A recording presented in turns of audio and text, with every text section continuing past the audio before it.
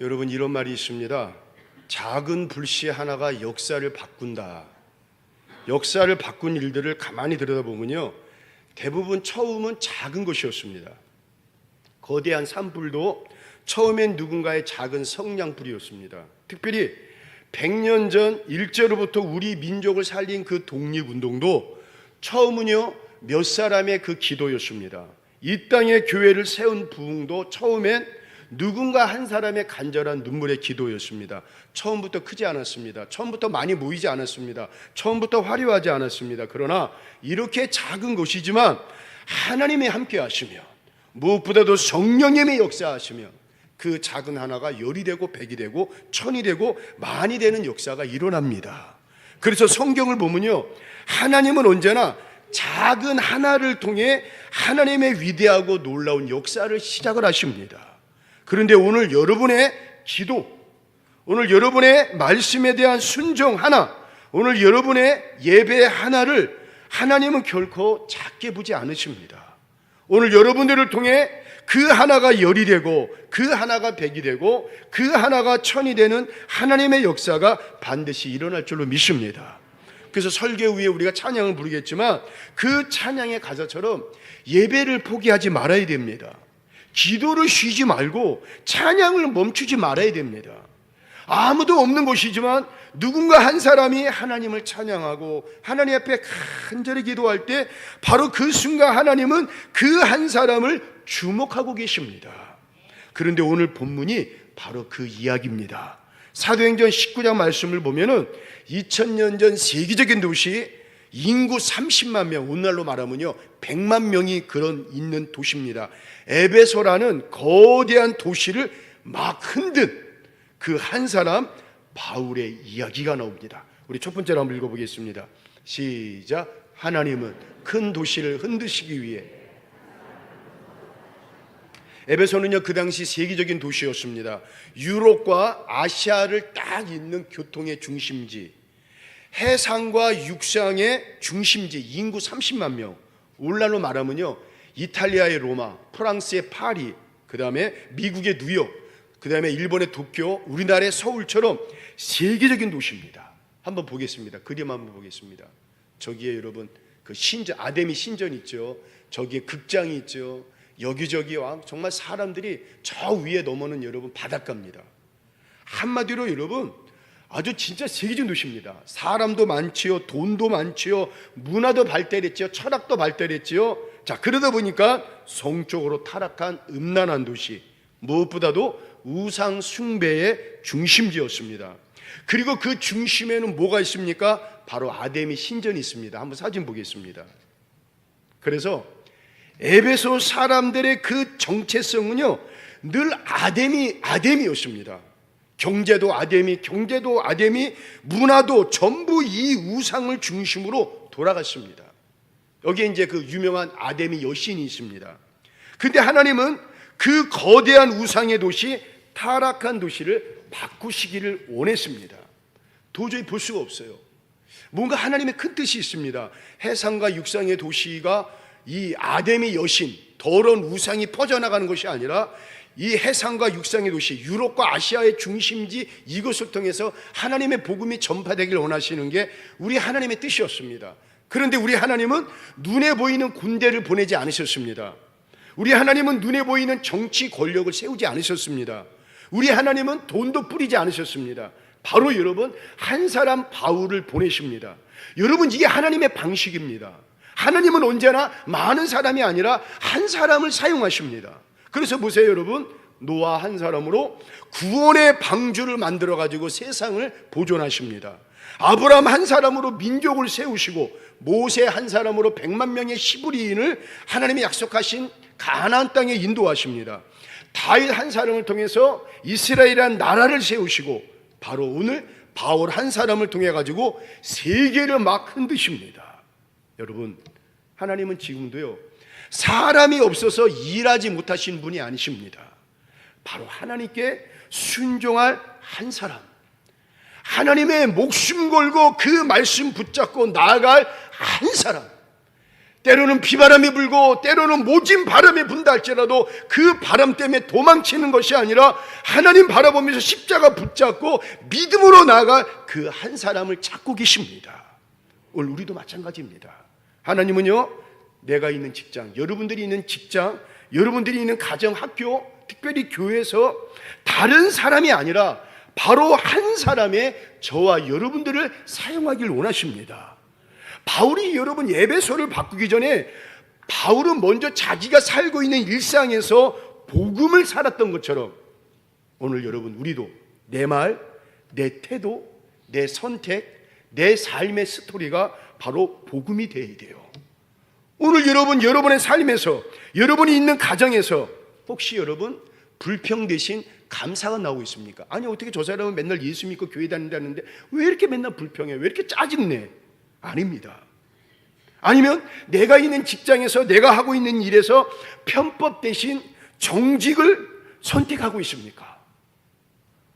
아니면 내가 있는 이 교회에서 잠시 머물러 가는 관객, 구경꾼이 아니라 정말 하나님을 사랑하고 이 재단을 사랑하는 눈물의 한 사람으로 서 있습니까? 여러분, 우리 하나님은 큰 무대가 아니라 지금 내가 서 있는 이 작은 자리, 여러분 이 자리 지킨다고 해서 누가 알아줍니까? 대통령이 알아줍니까? 국회의원이 알아줍니까? 여러분 때로는 내 아는 사람조차 나를 향해 조롱을 해요. 야, 그 자리가 뭐가 중요해? 그 자리가 야 뭐가 대단해? 그런데 여러분 그 작은 자리를 할지라도 하나님께 온전히 말씀으로 순종할 그 한 사람, 그 자리를 지키는 한 사람을 찾고 계십니다. 근데 어찌 보면 여러분이 서 있는 그 자리가 방금 전에 말씀드렸지만 작아 보여요. 외로워 보여요. 여러분 믿지 아니하는 부모가 나를 막 정죄해요. 믿지 않은 형제가 나를 막 정죄해요. 어떨 땐 지쳐요. 아무도 모르는 자리 같아요. 그러나 여러분 그런 자리를 할지라도 여러분들이 있는 그 자리에서 하나님께 눈물로 기도하고 말씀을 놓치지 않고 예배를 포기하지 않는다면 하나님은 여러분 그 작은 자리를 통해, 그 작은 자리를 지키는 여러분들을 통해 우리 하나님은 열을 만드시고 백을 만드시고 천을 만드시고 마침내 만을 이루어 주실 줄로 믿습니다. 여러분 이게 하나님의 방식입니다. 그러니 여러분들이 지키고 있는 지금의 그 믿음의 자리, 때로는 여러분 작은 자리를 할지라도 가볍게 여기지 마십시오. 절대로 포기하지 마십시오. 때로는 누군가 조롱한다 할지라도 그게 무서워가지고 도망치지 마십시오. 우리 하나님은 지금도 바로 그 자리에서, 작은 자리에서 여러분들을 통해 일하고 계십니다. 그런데 바로 그 사람을 통해 우리 하나님은 하나님의 놀라운 역사를 시작하고 계신다는 거예요. 두 번째로 한번 읽어보겠습니다. 시작. 하나가, 자 21절 한번 읽어보겠습니다. 시작. 이 일이 있은 후에 바울이 마게도냐와 아게아를 거쳐 예루살렘에 가기로 작정하여 이르되 내가 거기 갔다가 후에 로마도 보아야 하리라 하고, 여러분 바울의 시선은 하나님과 똑같이 에베소에만 머물러 있지 않았습니다.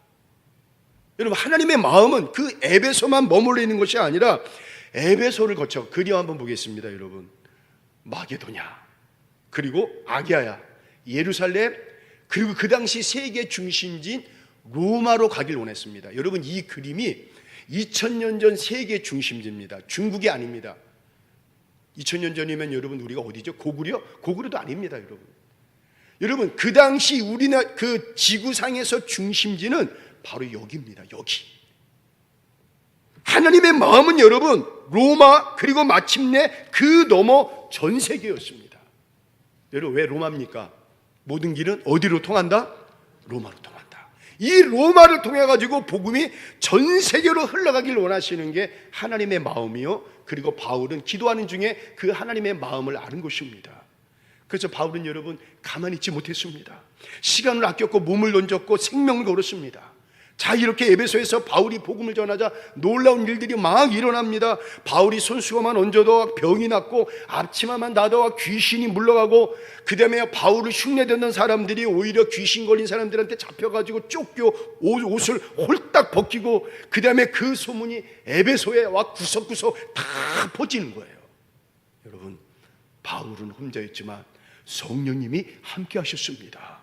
그런데 그 성령님이 함께 하시니까 바울은 하나였는데 그 하나가 열이 되고 백이 되고 천이 되고 만이 되어가지고 에베소 지역을 막 흔들어 놓는 거예요. 도시의 가치관이 흔들립니다. 사람들의 삶의 방향이 막 흔들리기 시작합니다. 어둠의 권세가 막 흔들리기 시작합니다. 그동안 당연하게 여겼던 우상이 막 흔들리고 오랫동안 붙들고 있던 거짓 신앙이 막 무너지고 오로지 돈이, 즐거움이, 쾌락이 목적이던 사람들의 인생의 방향이 갑자기 변하기 시작합니다. 그리고 에베소의 지역에 있는 많은 사람들이 서로 묻기 시작합니다. 야, 이렇게 살면 안 되겠구나. 그동안 우리가 믿어왔던 아담의 여신은 진짜가 아니라 가짜였구나. 그동안 우리는 잘못 살아왔구나. 여러분, 성령님의 역사입니다. 성령님의 역사는 이렇게 사람들의 마음을 흔들어 놓습니다. 성령님이 임하시면요, 가만히 있던 것들이 막 흔들립니다. 가정이 흔들리고 직장이 흔들리고 교회가 흔들리고 도시가 막 흔들립니다. 왜 흔들립니까? 무너뜨리려고 흔들리시는 것이 아니라 바로 세우시기 위해 하나님이 흔드신 것입니다. 하나님은 에베소를 흔드셨지만 버리신 것이 아니라 살리셨습니다. 무너뜨리신 것이 아니라 에베소를 정결하게 하셨습니다. 그래서 훗날 거기에 그 유명한 에베소 교회가 나오지 않습니까? 그래서 성령의 바람이 불자 막 사람들한테 숨기던 죄가 막 드러나고 붙들고 있던 우상이 막 떨어져 나가고, 여러분 놀라운 일이 일어납니다. 사람들의 입에서 이 고백이 터져 나오는 거예요. 예수님만이 주님이십니다. 그 우상의 도시입니다. 아담의 신전으로 오랜 세월 동안 아주 유명한 우상의 신전입니다. 그 어떤 종교가 들어가려고 그렇게 애를 썼지만 그 에베소 지역에서는요, 다른 종교가 들어가지는 못했습니다. 그런데 바울 한 사람을 통해 가지고 그 에베소 지역에 있는 많은 사람들이 여기저기에서 와 고백을 하는 거예요. 예수님만이 주님이십니다. 이 예수스 모노스 퀴리오스 에스틴, 이 예수스 모노스 퀴리오스 에스틴, 그 당시 공용어인 이 히라보 그 말이 와 여기저기에서 퍼져나오는 거예요. 사랑하는 성도 여러분, 오늘도 동일합니다. 성령님 임하시면 우리의 안일함이 흔들리고 형식적인 신앙이 흔들리고 타협했던 삶의 태도가 흔들립니다. 그리고 여러분, 그 흔들림 끝에 진짜 믿음이 나옵니다. 진짜 예배가 나옵니다. 진짜 복음의 능력이 드러나게 되는 것입니다. 그래서 오늘 우리가 기도할 것은 이겁니다. 주님, 먼저 나를 흔들어 주옵소서. 내 삶의 우상을 흔들어 주시옵소서. 우리 교회가 다시 한번 성령의 바람으로 흔들어 주시옵소서. 그런데 여러분, 바로 그때 그 성령님과 함께하는 그 한 사람을 통해 오늘도 하나님은 가정을 막 흔드십니다. 교회 하나를 막 흔드십니다. 그리고 마침내 이 땅을 다시 흔드시는 역사가 일어납니다. 그래서 여러분, 그 하나가 천이 되고 천이 만이 되는 역사, 그 다음에 다시 한번 이 땅에 그런 놀라운 역사가 일어난다는 거예요. 여러분, 이 불이 꺼지지 않도록, 이 흔들림이 멈추지 않도록 성령의 역사 가운데 끝까지 쓰임받는 우리 세길의 모든 성도와 우리 세길교회가 되시기를 이 시간 주의 이름으로 축원을 드리겠습니다. 자, 마지막으로 한번 읽어보겠습니다. 세 번째 시작. 복음이 들어가면. 자, 복음이 전파되자 가장 먼저 반응한 사람이 누굽니까? 그동안 우상으로 돈을 벌던 사람이에요. 그 주석에 보면요, 이 우상으로 돈을 얼마나 많이 벌었던지 예전에 있지 않습니까? 빗자루로 쓸어 모았다고. 그렇게 쓸어 모을 정도로 이 사람들은 그동안 이 우상으로 돈을 너무 많이 벌고 너무 잘 먹고 너무 잘 살고 그동안 너무 아주 쾌락으로 너무 잘 살아왔어요. 그런데 여러분, 복음이 들어가서 바울의 한 사람을 통해서 에베소 지역을 흔드니까 어떤 역사가 일어납니까? 27절 한번 보겠습니다. 시작. 우리의 이 영업이 천하여질 위험이 있을 뿐 아니라 큰 여신 아데미의 신전도 무시당하게 되고 온 아시아와 천하가 위하는 그의 위엄도 떨어질까 하노라. 여러분, 이 말 속에 진짜 이유가 뭡니까? 겉으로는요, 아데미의 위엄이 떨어질까 하노라. 여러분, 속마음은 딱 하나입니다. 이제부터 돈줄이 막혔습니다. 이제부터 장사가 안 됩니다. 사람들이 더 이상 속지 않아요. 그동안 잘 속았는데 이제는 점치러 오지도 않습니다. 부적을 사지도 않습니다. 아데미 여신의 그 아주 유명한 효과가 있다는 신상 모형도 사지 않습니다. 왜 그렇습니까? 복음이 들어갔습니다. 성령의 바람이 막 휘몰아치는 거예요. 그래서 복음은 사람들의 마음만 바꾸는 것이 아니라 사람들의 삶의 방향을 바꾸고 삶의 우선순위를 바꾸고 가치관을 완전히 뒤집어 놓는 거예요. 그래서 여러분, 복음이 들어가면요 반드시 누군가는 불편해지기 시작합니다. 복음이 들어가면요 누군가는 손해를 봅니다. 복음이 들어가면요 누군가는 자기 밥그릇을 잃을 수 있습니다. 여러분, 이게 진짜 복음입니다. 그래서 복음은요 세상과 타협하지 않습니다. 복음은요 우상을 살려두고 예수님을 모셔두지 않습니다. 복음은요 우상을 가장 먼저 찾아가서 깨트려 버립니다. 그래서 복음 앞에서는요 예수도 좋고 이것도 좋다 통하지 않습니다. 믿음은 믿음이고 삶은 삶이다, 그것도 여러분 통하지 않습니다. 복음은 분명히 묻습니다. 너가 진짜 주인으로 섬기는 것이 무엇이냐? 사랑하는 성도 여러분, 오늘 이 말씀은 에베소 사람들만을 향한 말씀이 아닙니다. 바로 저와 여러분이 던지는 질문입니다. 오늘 여러분들의 삶에 혹시 아데미가 있지 않습니까? 하나님보다도 더 집착하는 돈, 하나님보다 더 우선하는 성공, 하나님보다도 더 두려워하는 사람의 시선, 하나님보다도 그동안 잘 먹고 너무 좋았어요. 이런 습관으로, 이런 삶의 태도로 살아오니까 너무 좋았어요. 그런 습관, 인간적인 욕심, 쾌락, 그리고 자존심. 그런데 여러분, 복음이 진짜 언제부턴가 내 안에 들어오면요 이 모든 것들이 갑자기 불편해지기 시작합니다. 힘들어요. 복음이 진짜 내 안에서 막 흔들면요 우리가 여러분 첫 단추를 잘못 끈 것처럼 아무리 옷을 잘 입었다 할지라도 불편해요. 힘들어요. 내가 더 이상 버티기가 어려워요. 그동안 내가 살아왔던 내 세상의 삶의 스토리가 너무 힘들어요. 너무 불편해요.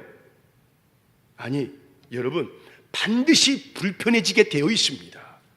그러면서 언제부턴가 여러분, 예배가 선택이 아니라 내 인생의 우선이 되는 거예요. 정직이 손해처럼 느껴져도 포기하지 않게 되고 그 정직을 여러분 묵묵히 걸어가게 되는 것입니다. 편한 길보다도, 넓은 길보다도 주님이 가신 길이 있습니다. 옳은 길이요, 의의 길이요, 겸손한 길이요, 낮아짐의 길이요, 십자가의 길이요. 여러분, 남이 가지 않는 그 길, 때로는 누가 박수 쳐주지도 않고 누가 인정해주지 않음에도 불구하고 주님이 걸어가신 것처럼 그 길을 택하게 걸어가는 것입니다. 그래서 복음은요 우리를 편하게 만드는 것이 아니라 바로 우리를 거룩하게 만듭니다. 그래서 에베소의 우상 장사꾼들이 분노한 이유가 바로 이것입니다. 복음이 들어오자 이제는 더 이상 예전처럼 살 수 없게 되었기 때문에 그렇습니다. 그들은 말합니다. 이대로 두면 우리는 망한다. 맞습니다. 망합니다. 복음이 들어가면요 쫄딱 망하게 됩니다. 그래서 복음은요 옛사람을 망하게 합니다. 거짓된 삶을 망하게 합니다. 재구조를 망하게 합니다. 그러나 여러분, 동시에 복음은 사람을 살립니다. 가정을 살리고, 가장을 살리고, 영혼을 살리고, 도시를 살리는 역사가 일어납니다. 그래서 복음이 들어가면요 도시는 소동이 일어나지만 하늘에서는 천국의 나팔 소리가 일어나게 되는 것입니다. 그래서 오늘 우리가 여러분 점검해야 할 것은 이겁니다. 여러분들은 정말 복음 때문에 실제로 정말 여러분의 삶이 무엇이 지금 달라졌습니까? 말만 신앙인이 아니라 삶의 방향을 여러분 지금 바꾸고 있습니까? 여러분 돈을 쓰는 기준이 지금 제대로 걸어가고 있습니까? 시간을 사용하는 그 우선순위가 뭡니까? 복음은 결코 추상적인 교리가 아닙니다. 복음은 한 사람을 움직이는 능력입니다. 오늘도 복음 앞에서 내 삶의 방향을 다시 돌이켜 예수님을 진짜 주인으로 모시고 살아가는 결단이 있기를 주의 이름으로 축원을 드리겠습니다. 그때 여러분, 한 사람의 삶이 바뀌고, 한 가정이 바뀌고, 한 교회가 바뀌고, 마침내 이 땅이 다시 흔들리는 하나님의 역사가 일어납니다. 얼마 전 영화 신의 악단을 저는 봤는데 한동안 제 마음이 오랫동안 거기에 붙들렸습니다. 그래서 유튜브를 보더라도 그 신의 악단 노래 OST 그 노래를 부르거나 아니면 계속 그 영상을 많이 봤습니다. 그 영화 속 북한의 성도들은 우리가 너무나 익숙하게 부르는 찬양을 목숨을 걸고 부릅니다. 우리는 따뜻한 예배당에서 노래 부르지 않습니까? 우리는 시타가 난방이 잘 되는 공간에서 아무 제약 없이 여러분 우리는 두 손 들고 그 찬양을 부르지 않습니까? 그런데 그들은 문이 닫힌 지하에서 언제 들킬지 모르는 그 두려움 속에서 총소리 안에도 우리 한번 이미지 한번 봐주세요. 이미지 심장이 멎을 것 같은 그 현실 속에서 아무도 없는 그 눈이 가득한 그곳에서 여러분 조용히 그러나 떨리는 목소리로 부릅니다. 내가 누려왔던 모든 시간이 당연한 것이 아니라 은혜였어. 여러분 그들에게 은혜는 단순한 가사가 아닙니다. 그들에게 은혜는 목숨이요 생명입니다. 그들에게 은혜는 살아남음이고 오늘도 예수를 부인하지 않는 절박한 하루였습니다. 그 찬양을 부르던 한 성도의 얼굴에 눈물이 흐르고 있습니다. 그런데 그 눈물은 자신의 신세 한탄의 슬픔의 눈물이 아니라 주님 그러함에도 불구하고 예수를 믿을 수 있음에 대한 감사의 눈물이었습니다. 저는 그 장면을 보면서 눈물로 한번 저를 질문해 봤습니다. 아니 오늘 여러분들한테 이렇게 질문하고 싶어요. 우리는 같은 찬양을 부르면서 얼마나 쉽게 그리고 자주 하나님께 영광 돌리는 예배를 포기하고 있습니까? 얼마나 쉽게 여러분들 기도를 미루고 있습니까? 얼마나 쉽게 좀 피곤하고 힘들면 오늘은 쉬자라고 여러분 말하고 있습니까? 우리는 하나님의 은혜를 그저 간증으로만 알고 있었던 것은 아닙니까? 감정으로만 잠시 소비했던 거 아닙니까? 사랑하는 성도 여러분, 복음은 절대로 가볍지 않습니다. 복음은 이렇게 값싼 것이 아닙니다. 바울 한 사람이 성령님과 함께 예배소에 서자 도시 전체가 흩날렸던 이유는 바울이 여러분 복음에 목숨을 걸었기 때문에 그렇습니다. 그가 예수를 목숨보다 더 귀하게 여겼기 때문에 그렇습니다. 오늘 이 예배 끝에서 하나님은 저와 여러분들에게 묻고 계십니다. 너는 오늘 어떤 하나로 서 있느냐? 편안한 신앙의 한 사람이냐? 아니면 흔들리는 세상을 복음으로 우리의 구원자 예수로 뒤흔들 한 사람이냐? 북한의 지하교회 성도들처럼 숨죽여 찬양하면서도 예수를 포기하지 않는 그 한 사람, 에베소의 바울처럼 혼자여도 절대로 물러서지 않는 그 한 사람, 그 한 사람을 통해 우리 하나님은 오늘도 이 땅에 열을 만드십니다. 백을 만드십니다. 천을 만드십니다. 그리고 이 나라 이 세계를 뒤집어 놓으시는 만의 역사가 나타날 줄로 믿습니다. 사랑하는 성도 여러분, 오늘 우리의 예배 하나, 오늘 우리의 여러분 기도, 오늘 여러분의 순종, 여러분 보이지 않는다 할지라도, 때로는 누가 알아주지 않는다 할지라도 포기하지 마세요. 가볍게 여기지 마세요. 오늘 우리가 다시 은혜를 은혜답게 붙든다면, 오늘 우리가 복음을 복음답게 우리가 있는 삶의 자리에서 살아낸다면, 여러분이라는 그 한 분을 통해, 우리 교회라는 이 한 교회를 통해 여러분 이 땅에 천이 되고 만이 되고 이 땅을 새롭게 뒤집을 놀라운 역사가 바로 여러분들 통해, 우리 교회를 통해 일어날 줄로 믿으시고, 그런 역사가 일어나길 이 시간 주의 이름으로 축원을 드리겠습니다.